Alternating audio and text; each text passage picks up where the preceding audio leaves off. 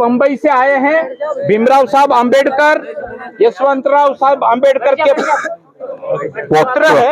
पुत्र है, यानी बाबा साहब के सगे पौत्र है।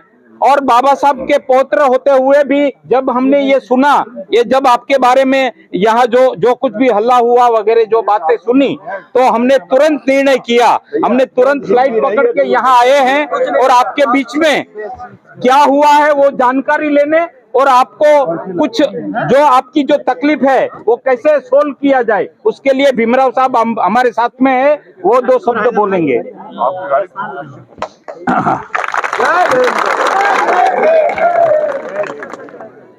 बाबा साहब अंबेडकर, बाबा साहब अंबेडकर, भीमराव यशवंतराव अंबेडकर, जिंदाबाद जिंदाबाद, भीमराव यशवंतराव अंबेडकर। तो अब परम आदरणीय भीमराव यशवंतराव अंबेडकर साहब अपनी बात को रखेंगे, बहुत ही ध्यान से आप लोग सुनिए।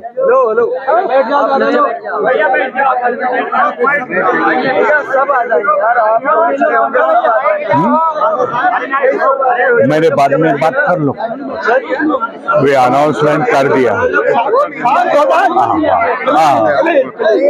भाई रुको मैं बात करता हूँ। माँ कारुणी तथागत भगवान गौतम बुद्ध, विश्व रत्न बोधिसत्व संविधानकार डॉक्टर बाबा साहेब अंबेडकर,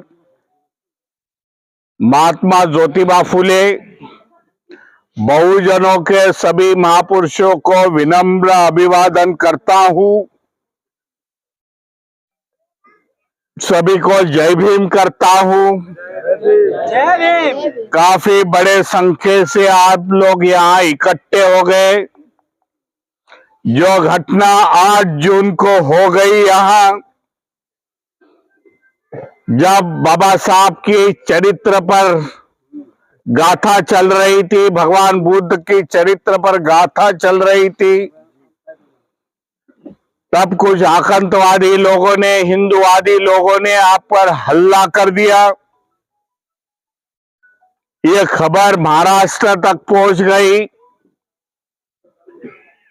आज मेरा प्रोग्राम कानपुर में था, भारतीय बौद्ध महासभा का।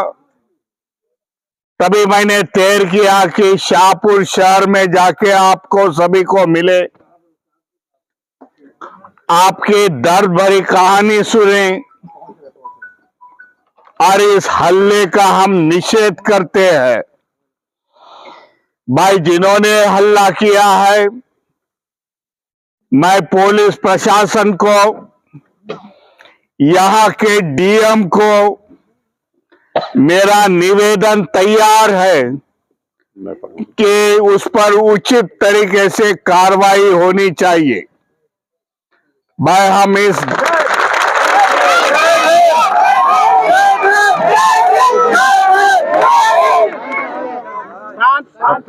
भाई देश के हम भी नागरिक हैं, हमें भी हक और अधिकार बाबा साहब के संविधान के माध्यम से मिला है। हम हमारे महापुरुषों के विचार रखते हैं और रखते समय हम किसी पर टीका टिप्पणी नहीं करते हुए भी हमारे पर हल्ला होता है। ये बड़ी दुख की बात है इस देश में कि देश आगे बढ़ रहा है, नहीं तो पीछे बढ़ रहा है। लोग ऊंच नीच का, दूसरे समाज का जो हक और अधिकार चुन रहे हैं, उसका निषेध होना मैं जरूरी समझता हूं। इस माध्यम से जो घटना घड़ी, पूरे देश में से मुझे फोन आने शुरू हो गए। तभी उनको बोला था मैं उत्तर भारत में हूं, कानपुर में हूं, मेरठ से शुरुआत की थी और आज तुम्हारे बीच में मैं आ चुका हूं। आज काफी समय हो चुका है, कल हम यहाँ के डीएम से मुलाकात करेंगे। क्या क्या कार्रवाई की, पुलिस कमिश्नर को पूछूंगा, भाई क्या कार्रवाई की वो हमें बता दो। नहीं तो कोर्ट के दरवाजे आज खुले हैं। इसके लिए भाई जो इकट्ठा तुम लोग हो गए और पीड़ित आदमियों के, पीड़ित लोगों के साथ खड़े होके जो एकजुट का प्रयास किया है, मैं आप सभी को धन्यवाद देता हूं।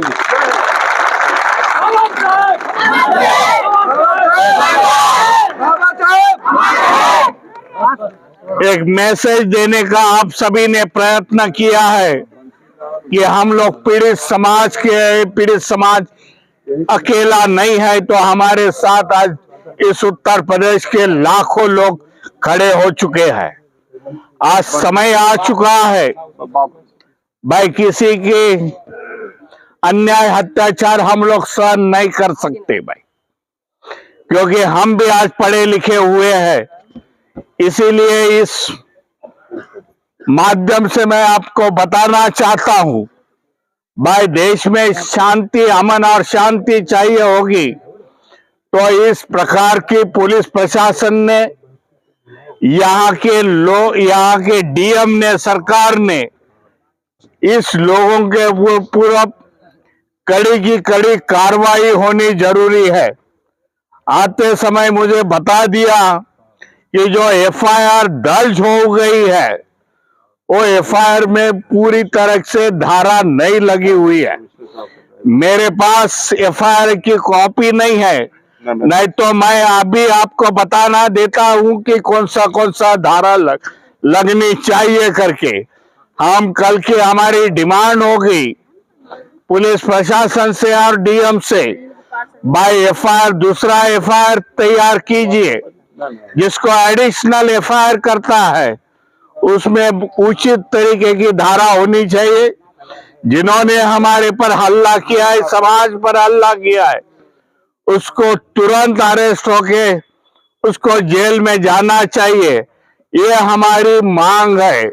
और इसके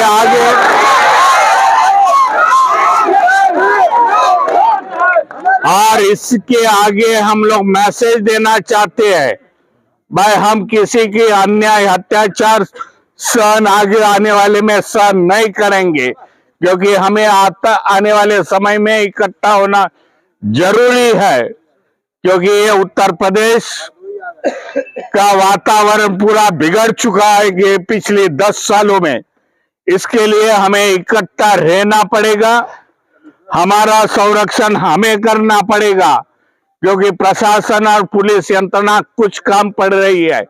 ये संदेश देने के लिए मैं आपके सामने खड़ा हूं, धन्यवाद देता हूं। एकजुट का इतनी समय होने के बावजूद काफी हजारों के संख्या से आप इकट्ठे हुए हैं। कल की कार्रवाई हम लोग पूरी करेंगे और उसकी सूचना हम तुम्हारे को देते रहेंगे। जय भीम, जय संविधान। ऐसा ही एक बनाव अभी जूनागढ़ में हुआ था।